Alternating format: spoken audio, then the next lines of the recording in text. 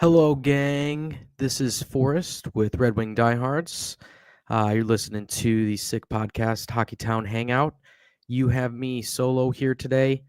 Gonna kind of change things up with it being just me here. I have a naughty and nice list in the spirit of the holiday and Christmas season.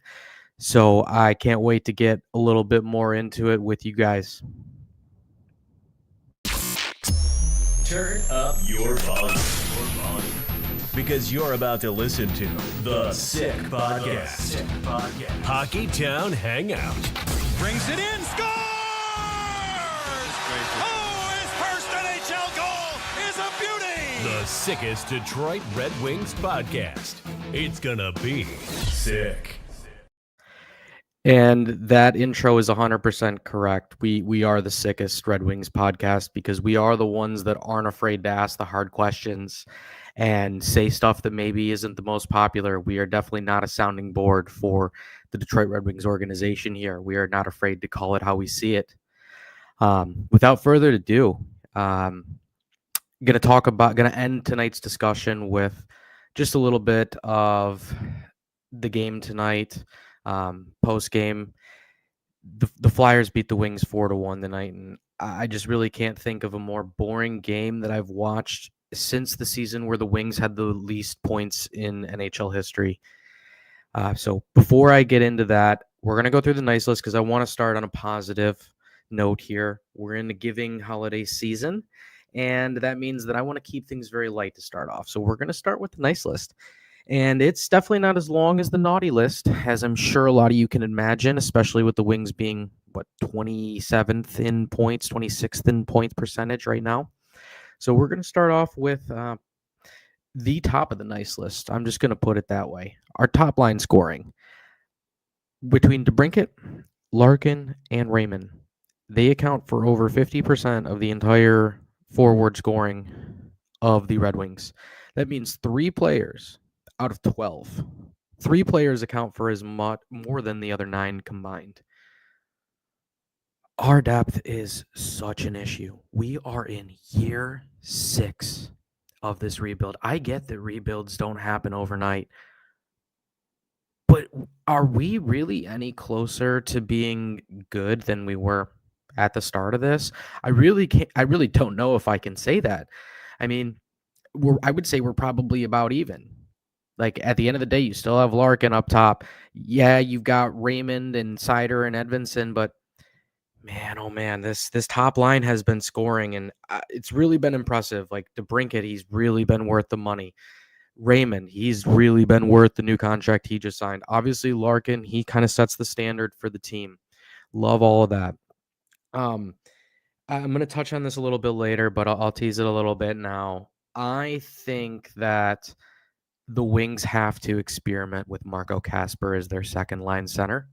When you are bottom 6 in the entire league in points percentage, you absolutely need to be tinkering with the lineup on a daily basis. I saw the Wings have the 6th oldest team in the entire NHL, and they are bottom 6 in the NHL in points.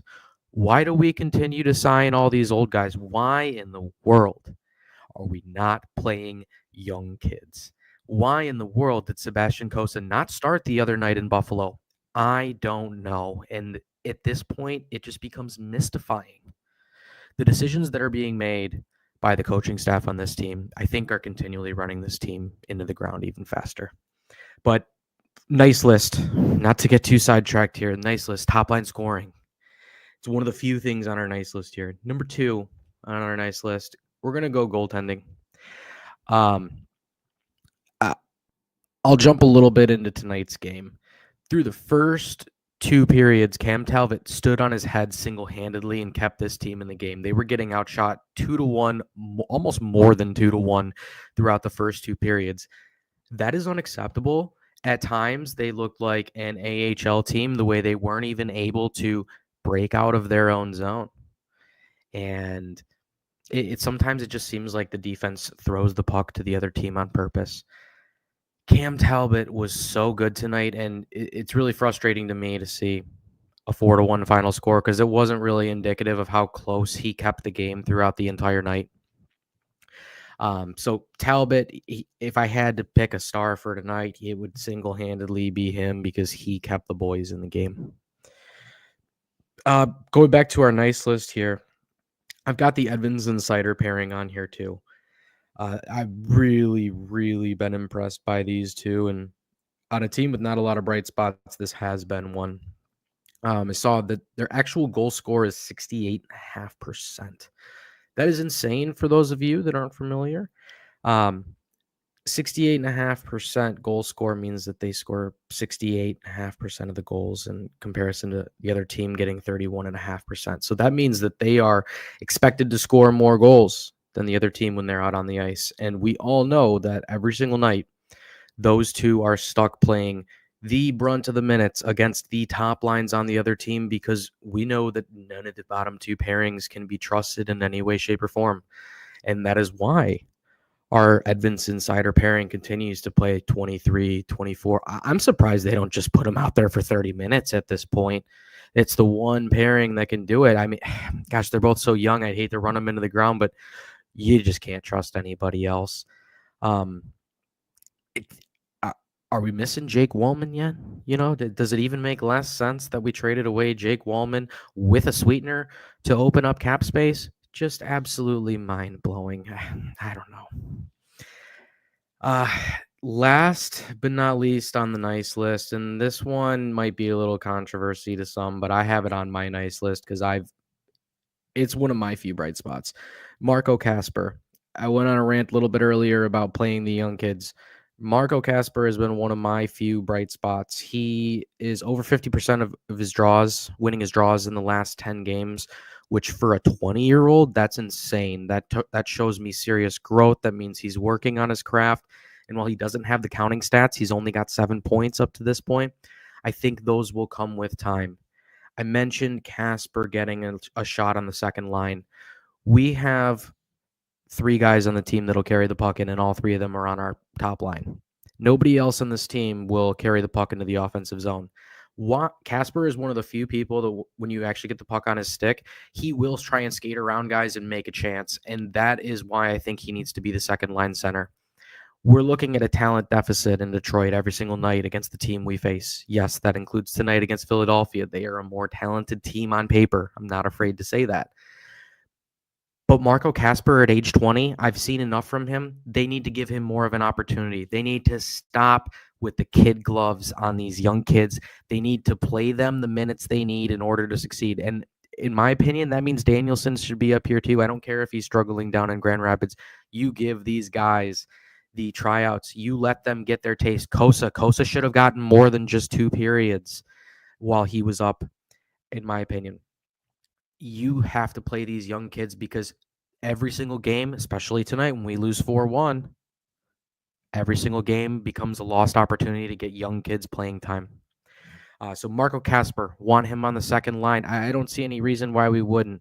As I mentioned, our top line has over 50% of the production from our forward group. Why not give Marco Kasper a chance on the second line? Maybe you split up Larkin and Raymond. I don't know. But I think that giving Kasper a shot with better line mates and actual offensive zone and defensive zone starts and really start trusting him, that's when you're going to see him start to take off. Let's go to our naughty list. To start off our naughty list, we're going to begin with the wonderful penalty kill. Now, 4-1 loss tonight. Penalty kill didn't really look all that bad, so I'm not going to fault them for tonight's loss in any way, shape, or form. Actually, I would say one of the best killing games I've seen, penalty kill games I've seen out of this unit the entire season. They were actually taking away time and space from the point guy. They were covering secondary passing lanes. I walked away impressed, but for the body of work this season, we're putting the penalty kill on the naughty list. 31st in the league coming into the game tonight at 67.5%. That number is going to go up slightly, which is good news, but they're still going to be 31st in the league. And they were 32nd up until a couple nights ago when the Islanders had a terrible night on the penalty kill and they dropped down below the Red Wings. So it's not like the Wings worked their way up to 31st. No, it was the Islanders becoming even worse and bumping us up to 31st. And last point I'll make is Islanders have way, way more injuries than we do. I'm pretty sure their entire left side of their defense is out right now. And our entire defense is still healthy and still playing, and you really wouldn't notice it. Next, I kind of touched on this a little bit. Secondary scoring. Not a single player outside of the top line is on pace for 35 plus points this season. That includes Patrick Kane. That includes Vladimir Tarasenko. I believe both of them make about $10 million combined. Let's also throw Michael Rasmussen in there. Another $4 million guy just signed a contract with Stevie in the offseason. Where is Michael Rasmussen? I mean, don't get me wrong. I love me some Big Ras, but Big Ras, I mean, I'm about to make a sign and go to the game. Big Ras, where are you? Why aren't you doing Big Ras stuff? We need you being physical. We need you getting into the tough corners. We need you using your body to your advantage. They're doing none of that. It just looks like everybody in the bottom nine is lost. And that is why it's the perfect segue to the next naughty list candidate, Derek Lalonde, a.k.a. Gru.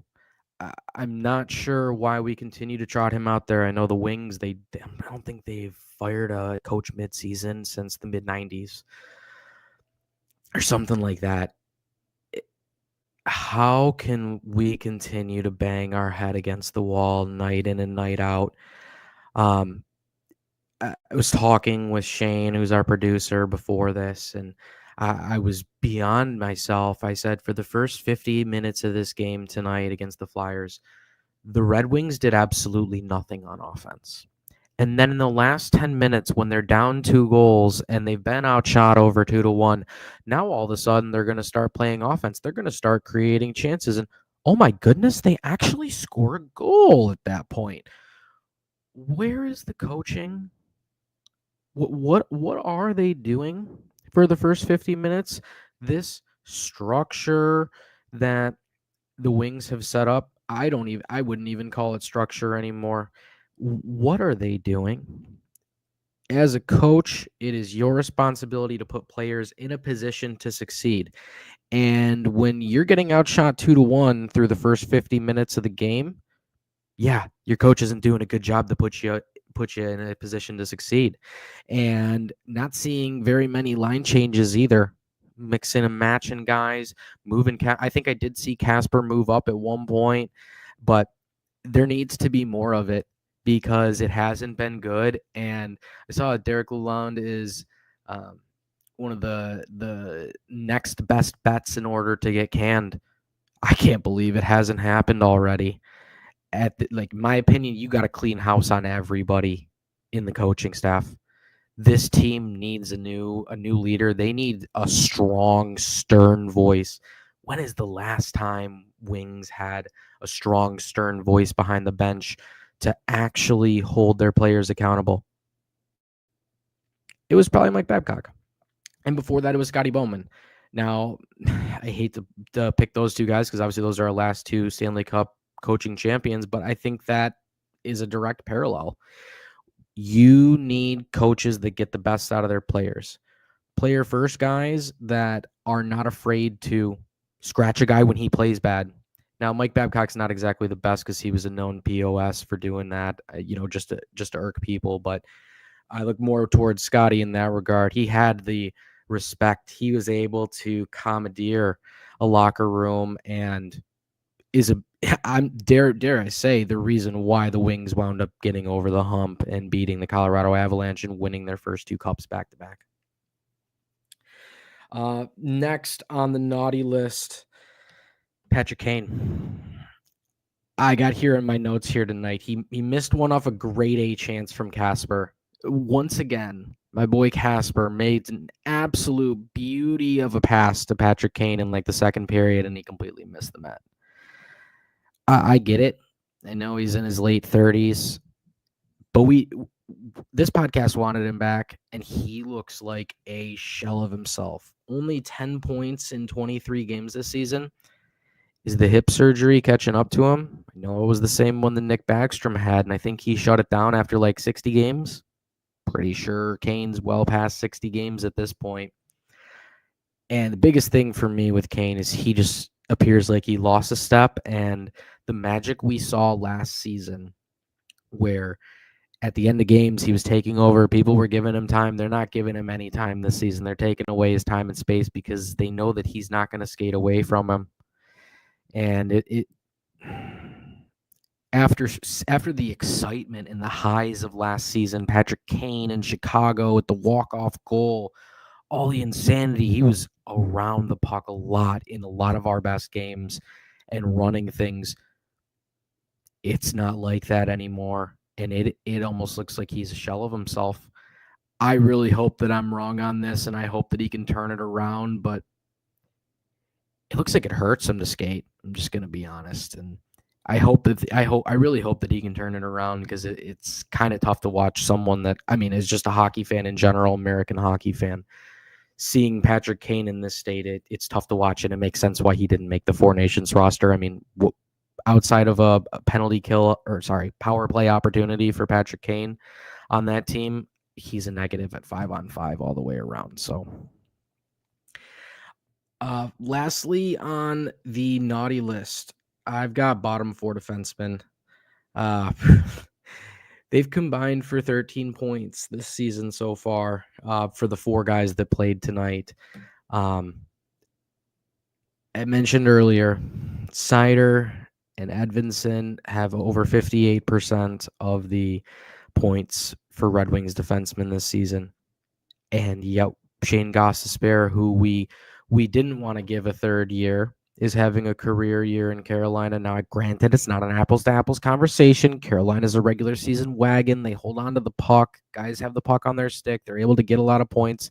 You got Marty Necas not just having an amazing season so far, best scoring season of his career, of course, in a UFA season. And they weren't willing to give Gostisbehere a third year. Instead, they only wanted to do two, and instead we got Erik Gustafsson, who on the power play goal, the shorthanded goal that they gave up, I don't know what he was doing on the 2-on-1. He was just kind of standing in between, attempting to block the crease pass, but it went right through him anyways. Like, dude, what are you doing? Come on. You have the odd man rush. It's 3-on-2 in favor of the defense, and yet the two guys wind up scoring the first goal and second goal and just blowing things wide open. It's just so wild to me. You can't trust any of these bottom four defensemen. It absolutely blows my mind. And to go back to, we've traded away probably our third and fourth defenseman in the offseason and in the early part of this season. It's tough to watch. It really is tough to watch. Let's go a little bit further into tonight's game. Philly beat the Wings 4-1. Scott Laughton with a hat trick himself.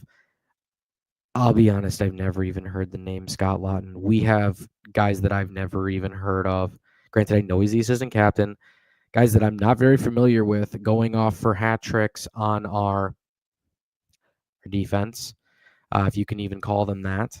And yes, it was close for a while, but that was also because Cam Talbot really stood on his head in the second period. And the Wings just play well. First off, if you're a Wings fan or new to this podcast and you watch tonight's game against the Flyers, I want to apologize to you because that was one of the worst games that I've seen them play in a long time and truly was offensive. I don't know where they're going to go from here. There's no magic elixir for this team. The roster is not going to get any better. The roster is what the roster is. This is year 6 of the rebuild, and we haven't gone any further. Instead of me going a little bit further down this rabbit hole of tonight's absolutely debacle of a performance, let me just talk about why the young kids need an opportunity to play. We're 26th in points. This team, yes, everybody's bunched up right now just outside of the playoffs, but the NHL is designed to do that with their loser point. It is designed to pack a bunch of teams together to give teams the illusion that they are close to making the playoffs. This team is not that close to making the playoffs. the Sabres, the Senators both have better chances. Dare I even say the Canadians, if they can get hot, might have a better chance than this team because there's no direction for this Red Wings team. If it maybe I could understand it if they were playing young kids, if Kosa did get a start and maybe even a second start in his time up, and like you got to start fitting in some younger guys later in the season. We've already proven that the secondary scoring and secondary defense on this team is not cutting it. Why do you continue to bang your head against the wall and play the same guys every single night, knowing exactly what they're going to be? It doesn't really make any sense to me, and that's why I think you have to absolutely clean house on this coaching staff. If not during the season, at the end of the season, not a single one of them can be brought back. I'm going to say the same thing for the pro scouting department. The entire Red Wing pro scouting department should not be welcomed back. That is a story for another day, all the different names in there, but it's a disaster. And that is why we have the sixth oldest roster and we have the sixth lowest points percentage in the league. It's a rebuild, right? Year 6 of the rebuild, you should have a couple prospects that are knocking on the door outside of just your first round picks. Well, right now it's really just a bunch of first round picks mixed in with a bunch of UFAs it's just kind of piecemeal, and there doesn't appear to be a rhyme or reason. I would all day and twice on Sunday rather watch a team that is young and hungry and might be making a lot of mistakes on a nightly basis as opposed to the one that put up an absolute snooze fest for 3 hours tonight. My goodness, this team is borderline unwatchable at this point. We can only hope that things are going to improve, but I just don't really see a light at the tunnel. So we're going to see how things continue to fold, team. And I really hope everybody has an amazing holiday season. A Merry Christmas, Happy Holidays to you all. This has been the Naughty and Nice List with Red Wing Diehards, Sickest Podcast, Hockey Town Hangout. So thank you all, gang, for joining me, and we'll talk to you guys soon. And that's a wrap. Hope you don't miss us too much until next time. Follow the Sick Podcast Hockey Town Hangout on YouTube, Facebook, Google Play, and Apple Podcasts.